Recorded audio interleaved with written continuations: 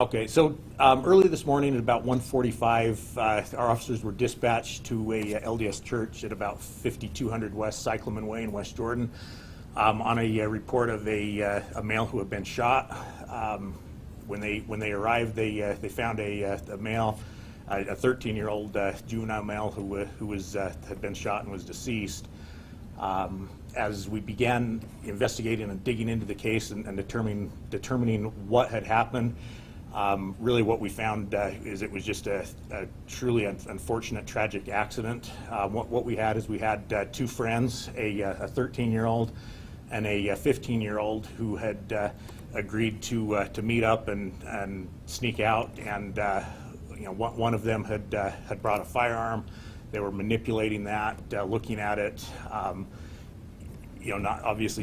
Not being safe, and the 15-year-old ended up shooting and killing his 13-year-old friend. The 15-year-old, during the course of the investigation, it is not our belief that he intended to kill his friend.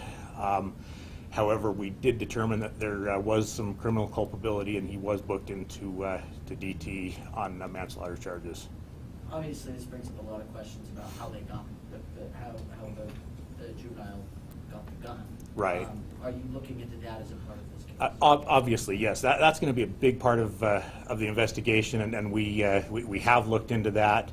Like I said before, it's a tragic accident, and we don't want to drag these poor victims through the mud and that. But I think a good takeaway from this is to gun owners is make sure your firearms are secured, that your firearms and ammunition are stored away from each other, and following basic gun safety tips.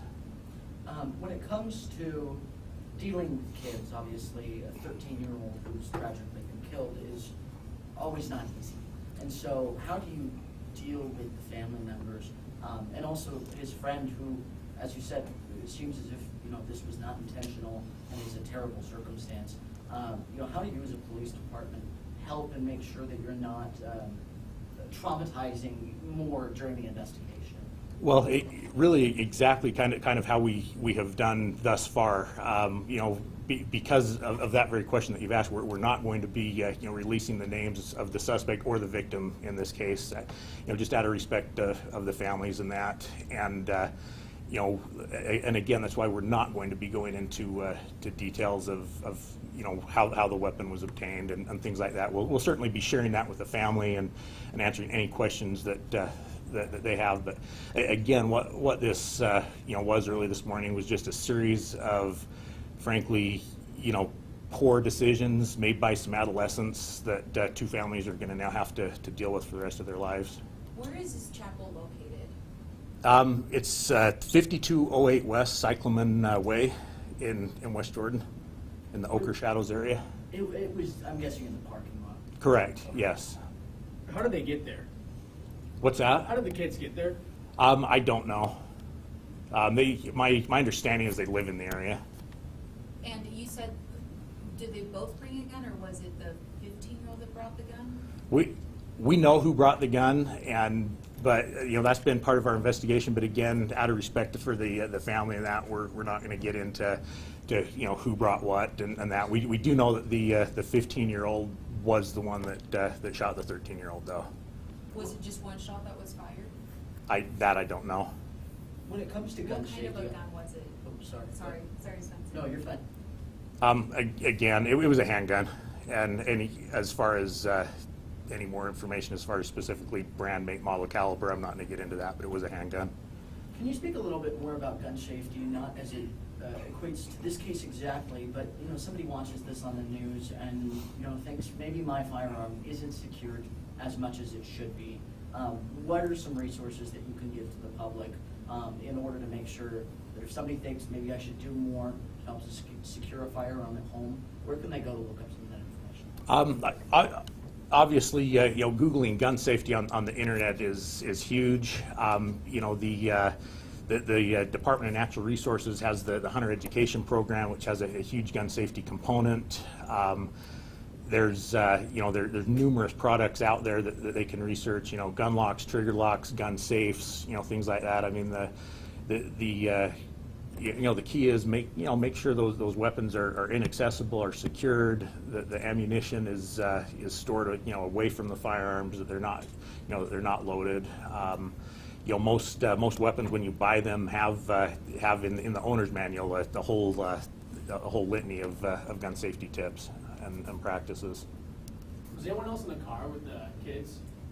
There were just the two children there. Were they in a car? I thought the report said they were inside a car. I don't. They may have been. I was not on scene, so I don't know. Okay. Can you tell us, did you say that you saw the report? I just listened to the 911 calls, that they found him inside a car. That's not confirmed, of course. Can you say if the gun was owned by one of their families? Did they get it from their family? Did they get it illegally? Did they? Well, so because of the age of the child, it's not legal for them to possess a weapon. So obviously, if you're looking at it from that perspective, yes. But again, I'm not going to. If you're asking was it taken in a burglary or a vehicle burglary or something like that, no, I don't believe that it was. They But just don't want to say if they got it from their parents.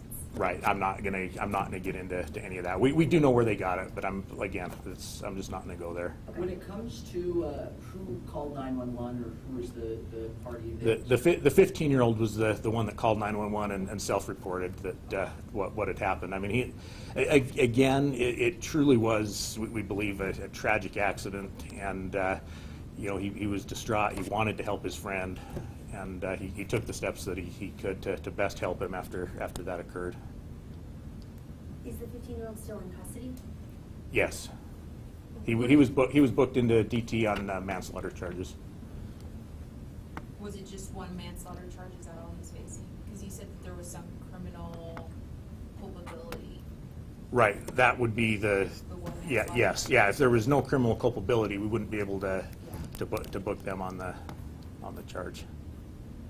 You said this was 4 in the morning, or what time was it? It was about 1:45 this morning. 1:45 this morning.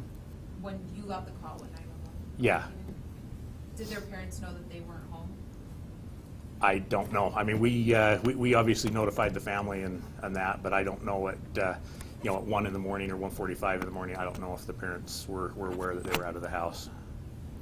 When it comes to how officers respond to a 15 and a 13-year-old, does that change mindsets of, I hate to say that it's more tragic than if it was somebody that was older, but when it's a young kid, obviously that takes a toll on officers, and so, how do they respond to a situation?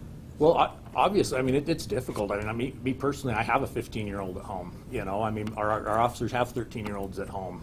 It's hard to not put yourself in those positions, and as our that's one thing our department, both our police department and our fire department are concerned about is the mental health of our first responders when they go on calls like this, and their supervisors will be following up with them and making sure that that they are dealing with it appropriately, and we do have EAP programs and things like that in place to help our employees deal and process through these things that they encounter on the job.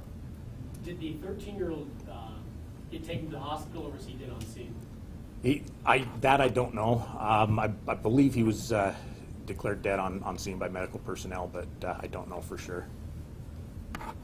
The owners of the gun don't face any sort of culpability in this kind of thing. There's nothing that That potentially, but not at this point. None that I'm aware of. Yeah. What's the takeaway? What do you want families and parents to understand? I think the big thing, and I already indicated this, is if you have weapons in the home, make sure they're secured, make sure they're locked up. It's